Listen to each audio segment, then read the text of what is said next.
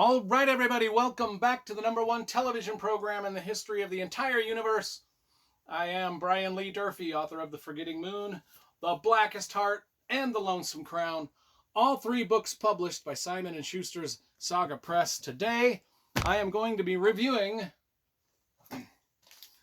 Disquiet Gods by Christopher Ruocchio. That's right, Ruocchio.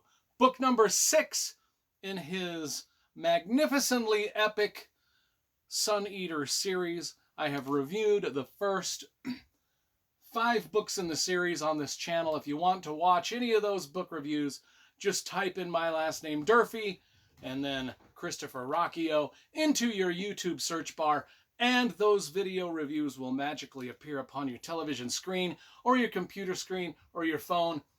I'm not here to judge how you look at the internet. Just do as I say, and the sorcery will work, and the video reviews will show up. Okay, let's talk about the cover first, because you know I love graphic design and cover illustration. This has a cover done by Kieran Yanner. I don't know if I pronounced either one of those right, but it's cool. It matches the covers of all the other books, as you can see. One of the things that I like about this series is all the covers look similar. The spines, when you put them on the shelf, they all look good. Now, the first 5 books were published by Daw Books. Book number 6 was published by Baen. And I know Christopher Ruocchio went to great lengths to make sure everything matched up. And I was going to applaud all of this and be like, yay, everybody made things work out so the books all match and look good on the shelf. And then I noticed one thing. I noticed that as you get close to this, book number 6 is about 1/4 of an inch taller than the other books, which makes, everything else matches. His name is on the bottom, title of the book on the top, a little icon in the center. All the books are the same size here, and then this one's just a little taller. I swear to God. You know, here's the thing. These publishers, when it comes to book design and they just can't get out of their own fucking way some of the time. Anyway, I'm not going to belabor that point because it ain't nobody's fault. It's not. I don't know who's. Anyway, we're going to move on. I got to set this aside. This is a me problem. It's a me problem. I need to set that aside. 1/4 of an inch? Why are you stressing, Durfee? I don't know. Just can get it. It's a measurement. You can take a tape measure out, can measure the fucking thing and get it right. Okay. Stop. Let's talk about the book. Now, if you've ever seen my top science fiction books ever written video, I rank all of my top science fiction books, or top 5 science fiction series. I rank them all. I know I put, and that was 3 or 4 years ago, I put the Sun Eater series, I think in the top 10 somewhere, like maybe number 8.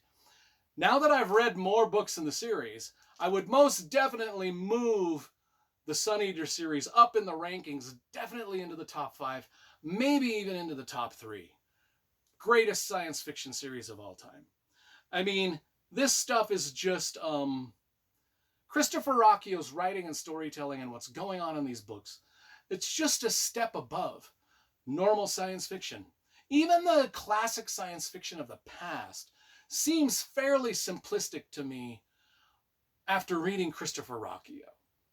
This is just epic in scope.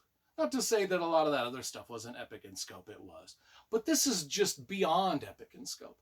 It is fantastic. And maybe that's because Christopher Ruocchio himself calls this series science fantasy. It's kind of like a fantasy novel dressed in a space opera dressing, if that makes sense. Like you've got the space opera salad and you're pouring your fantasy dressing on it. Or you can reverse that, a fantasy salad with your space opera salad dressing on that. I don't know if those are real things. I like Thousand Island dressing myself. But anyway, these are great books. This one starts out, now I can't really get into much of the plot or what's happening with the characters without spoiling everything that happened before. So I'll just mention a few brief things. It opens up with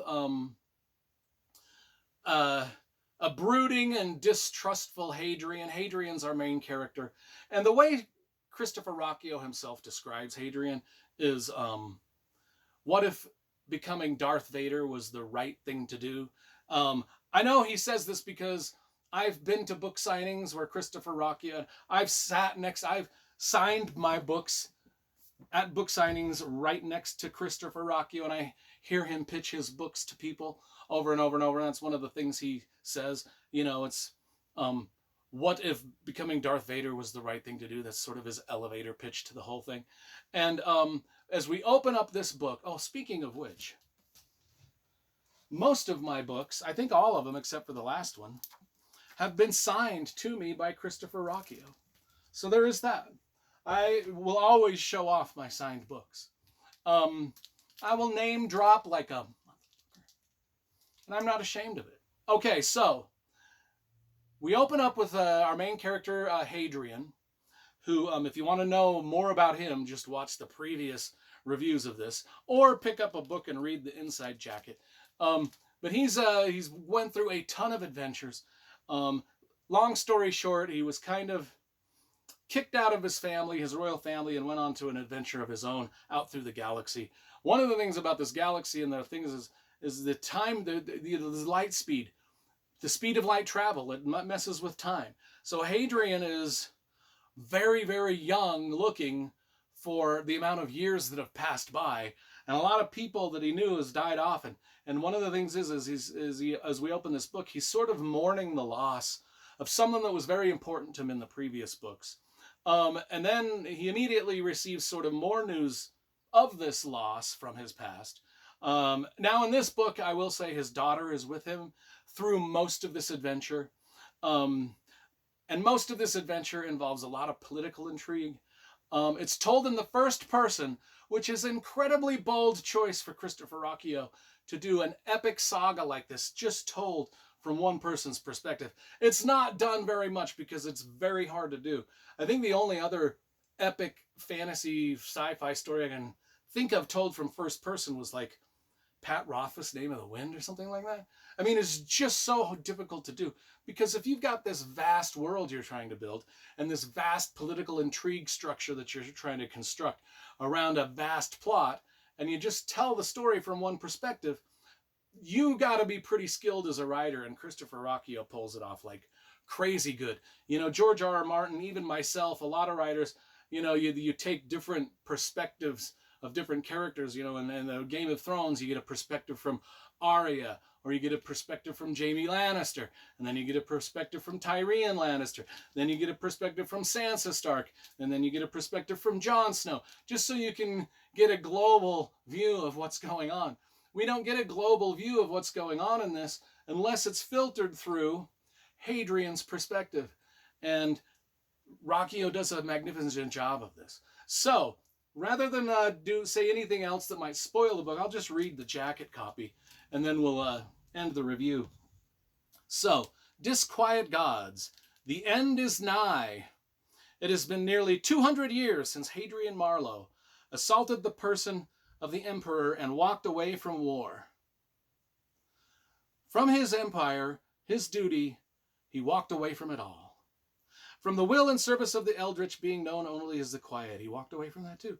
The galaxy lies in the grip of terror, plague, and worse. The Sealson have overrun the realms of men. And the Sealson are cool villains. I think we have a picture of some of this. This is a great illustration of the Sealson. Anyway.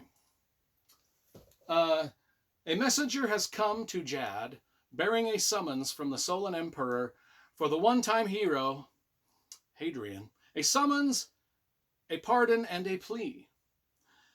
Hapsis, the Emperor's secret first contact intelligence organization, has located one of the dreadful Watchers, the immense powerful beings worshipped by the pale Sealson.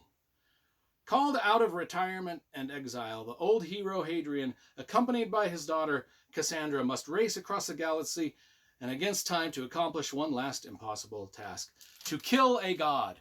And, as we were promised in book number 1, Hadrian is a god killer and a planet killer, and that shit's starting to happen. That stuff's starting to happen. Things are starting to happen. Okay.